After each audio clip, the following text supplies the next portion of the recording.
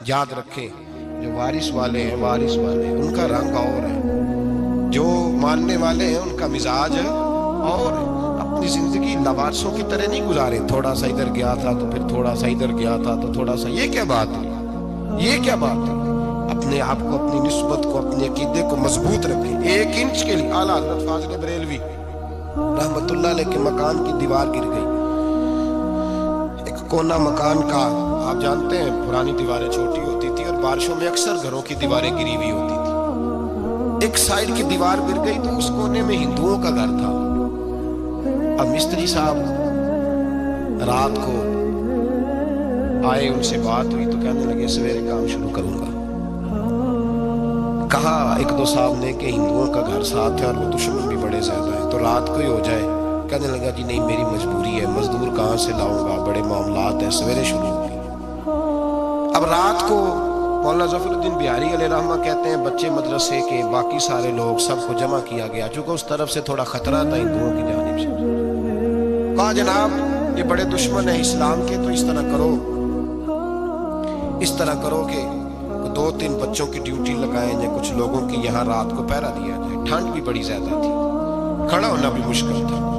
اعلیٰ حضرت رحمت اللہ علیہ عشاء کی نماز کے بعد جلدی حجرہ خاص میں تشریف لے جاتے تھے۔ اس رات جب دیکھا نا باہر شور ہو رہا ہے تو اسی طرح سر پہ ایک رومال لپیٹا تو باہر آ گئے، کہنے لگے کیا شور ہے؟ کہ حضور سردی ذرا زیادہ ہے تو یہاں کسی کی ڈیوٹی لگانی ہے پہرے کی۔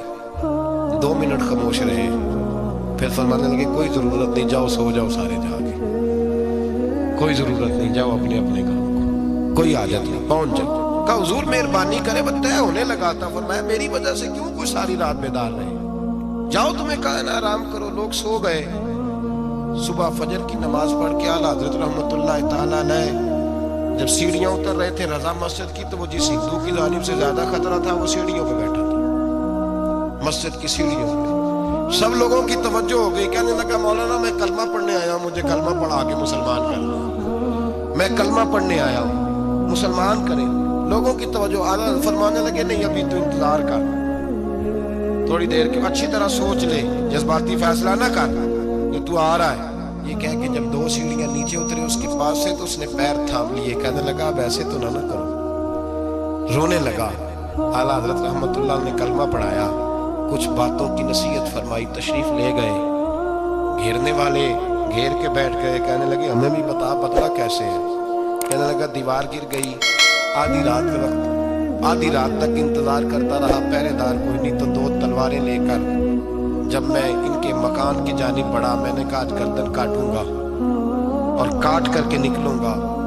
کہتا ہے جب میں قریب آیا تو 2 شیر کھڑے تھے، اوپر سے پلٹ کے آیا تو پھر کھڑے تھے، ادھر سے پلٹ کے آیا تو پھر کھڑے تھے۔ فرماتے ہیں میں 2 گھنٹے کے بعد آیا تو پھر پلٹ کے کھڑے تھے، میں پھر 1 گھنٹے کے بعد آیا، سحری کا وقت ہو گیا تو پھر پلٹ کے کھڑے تھے، اب میں ڈر کے بھاگا۔ کہتے فاضل بریلوی نے اپنی کھڑکی سے منہ باہر نکالا، کہنے لگے اور کتنا تجربہ کرے گا؟ مجھے تو لاوارث سمجھتا ہے؟ لاوارث ہوں میں، اور کتنا تجربہ کرے گا؟ بس کر، مان جا۔ میں نے کہا حضور یہ کون ہے؟ مجھے بتائیے تو صحیح یہ کون ہے؟ تو کہنے لگے میں نے ساری زندگی رسول اللہ کی عظمت کا دفاع کیا ہے، ساری زندگی غوث اعظم کے نعرے لگائے ہیں، ابھی تو یہ مدد صرف غوث پاک جیلانی کی بھیجی ہوئی ہے، ابھی تو غوث اعظم کی بھیجی ہوئی مدد ہے، مولا علی ابھی پیچھے ہے، 2 جہاں کے محبوب ابھی اس سے پیچھے ہیں، وہ تو ابھی پیچھے ہیں، پیچھے کھڑے ہیں کہ ضرورت پڑی تو ہم بھی تیار بیٹھے ہیں۔ او بھائی آج رواج ہو گیا، رواج، میں نے 2-4 دن پہلے بھی کہا تھا، لوگ کہتے ہیں نہیں کوئی نہیں ضرورت، سامنے سارا کچھ نظر آ رہا ہے۔ او خدا کے بندو یاد رکھو، نسبت ہے بڑی چیز، جانے تو میں اگر کسی کو نسبت میسر آ گئی نا، نسبت، خالی دامن ہی مل گیا، تیرے ہاتھ میں کچھ ہے تو ہونی چاہیے نا، خالی دامن ہی تجھے کسی کا میسر آ گیا تو بچ گیا۔ اپنی نسبتوں کی حفاظت کریں۔